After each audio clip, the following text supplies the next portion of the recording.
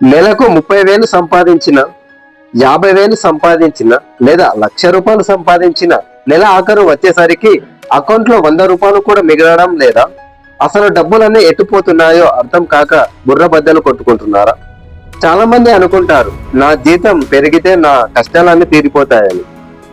కానీ అది అసలు నిజం కాదు. ఒకవేళ మీకు డబ్బుని ఎలా మేనేజ్ చేయాలో తెలియకపోతే మీ జీతం రేపు ₹1,00,000 అయినా సరే నెల ఆఖరికి మళ్ళీ చేతులు చాచాల్సిందే.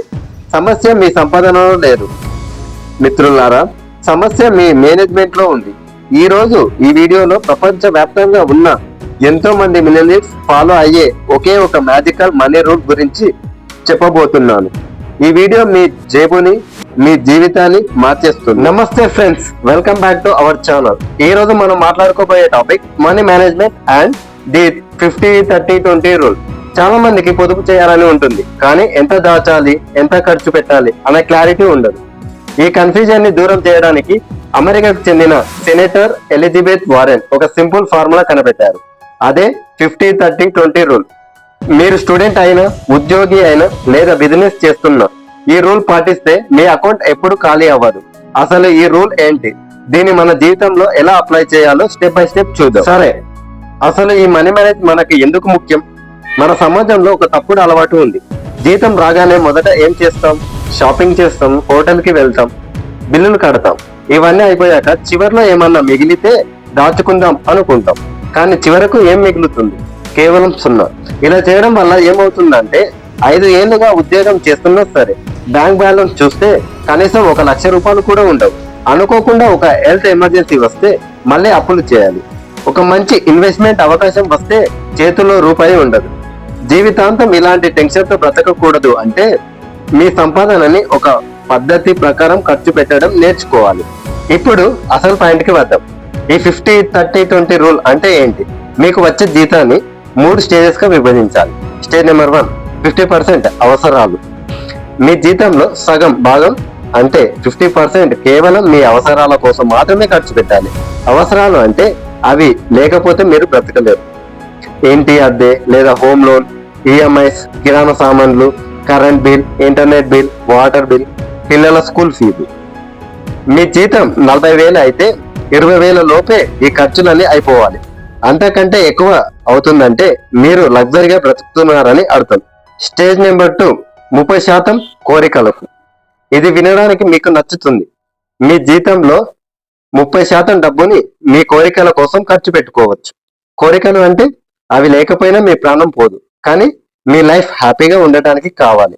వీక్లీ సినిమాలు, రెస్టారెంట్లకు వెళ్ళడం, కొత్త బట్టలు, గ్యాజెట్స్ కొనడం, ఓటీటీ సబ్స్క్రిప్షన్స్, టూర్స్ లేదా వెకేషన్స్ కి వెళ్ళడం. గుర్తు పెట్టుకోండి, దీనిని 30% కంటే ₹1 కూడా ఎక్కువ ఇవ్వకూడదు. Stage number 3, 20% for savings and investment. ఇది మీ జీవితాన్ని మార్చే అత్యంత కీలకమైన భాగం. మీ జీతం రాగానే కళ్ళు మూసుకొని 20% డబ్బుని పక్కన పెట్టేయాలి. ఈ డబ్బును ఎక్కడ పెట్టాలంటే మీ ఎమర్జెన్సీ ఫండ్ కోసం, మ్యూచువల్ ఫండ్స్, స్లిప్ లేదా స్టాక్ మార్కెట్ లో, మీ రిటైర్మెంట్ ప్లానింగ్ కోసం. జీతం రాగానే ఫస్ట్ ఈ 20% ఇన్వెస్ట్ చేసి ఆ తర్వాతే మిగతా 80% ని ముట్టుకోవాలి. ఇక్కడ ఒక పెద్ద నిజం మాట్లాడుకుందాం. చాలా మంది సాకులు చెప్తుంటారు, నాకు వచ్చేదే తక్కువ జీతం, ఇక ఇందులో 20% ఎలా దాచాలి అని. నేను ఒక ట్వీట్ ఇస్తాను, వినండి. ఈ రోజు మీ జీతం 30,000 అనుకుందాం. దేవుడు వద్దు గాని రేపొద్దున కంపెనీ వాళ్ళు జీతాలు తగ్గించి మీకు 24,000 ఇస్తామన్నారు. అప్పుడు ఉద్యోగం మానేస్తారా? లేదు కదా. ఆ 24,000తోనే ఇల్లు గడపడం అలవాటు చేసుకుంటారు కదా. మరి అలాంటప్పుడు 30,000 వచ్చినప్పుడు ఆ 6,000ని అంటే 20% ముందే దాచడానికి మీకున్న ఇబ్బంది ఏంటి? సమస్య డబ్బు లేకపోవడం కాదు, మీ మైండ్ సెట్. ఈ రోజు మీరు కష్టపడి ఈ రూల్ ఫాలో అవ్వకపోతే రేపు వయసు అయిపోయాక శరీరం సహకరించకపోయినా సరే కేవలం డబ్బు కోసం ఇతరుల ముందే చేతులు చాచాల్సి వస్తుంది. ఆ పరిస్థితి తెచ్చుకోకండి. నా పర్సనల్ ఒపీనియన్ ఏంటంటే ఈ 50-30-20 రూల్ అనేది కేవలం ఒక గైడ్ లైన్ మాత్రమే. ఒకవేళ మీపై అప్పులు ఎక్కువగా ఉంటే మీ కోరికల శాతాన్ని అంటే 30% ని 10% కి తగ్గించి ఆ మిగిలిన డబ్బుతో ముందు అప్పులు తీర్చేయండి.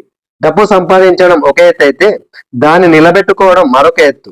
సంపాదన పొదుపు ఈక్వల్ టు ఖర్చు. ఇదే నిజమైన ధనవంతుల సూత్రం. సమాజాన్ని చూసి, పక్కవాడి కారు చూసి ఈ రూల్ ని బ్రేక్ చేయకండి.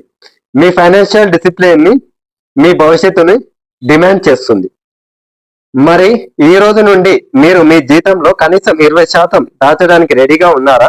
ఒకవేళ మీరు ఆల్రెడీ ఇన్వెస్ట్ చేస్తుంటే ఎంత పర్సెంట్ దాస్తున్నారో కింద కామెంట్ సెక్షన్ లో రాయండి. ఈ వీడియో మీకు నిజంగా హెల్ప్ అయింది అనిపిస్తే వెంటనే ఒక లైక్ కొట్టండి. మీ అకౌంట్ ఎప్పుడు ఖాళీగా ఉంచే మీ ఫ్రెండ్స్ అందరికీ ఈ వీడియో ఇప్పుడే షేర్ చేయండి. ఇలాంటి మరిన్ని ప్రాక్టికల్ మనీ టిప్స్ కోసం మన ఛానల్ కి ఇప్పుడే సబ్స్క్రైబ్ చేసుకోండి. గుర్తు పెట్టుకోండి, డబ్బును ఎలా ఖర్చు పెట్టాలో తెలిసిన వాడు ఈ రోజు బాగుంటాడు. డబ్బును ఎలా మేనేజ్ చేయాలో తెలిసిన వాడు జీవితాంతం బాగుంటాడు. Thank you.